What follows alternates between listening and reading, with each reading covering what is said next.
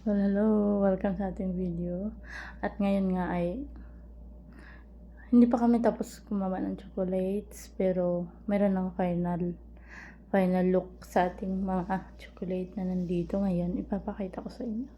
Sobrang ganda niya at ang mamahal pa nito. Siguro pera ng Pinas mga 3,000. Yes. Yan. Yan. Kulang pa siya ng ganyan yung mga design niya. Yes. Diba? Final niya wala pa. Ganda. Maganda. Mamahalin. Pag sa Pinas to, mabili siguro mga 3,000. Dito, mga ganun na nga ang mamahal. Final look. Hindi pa final look, pero final design.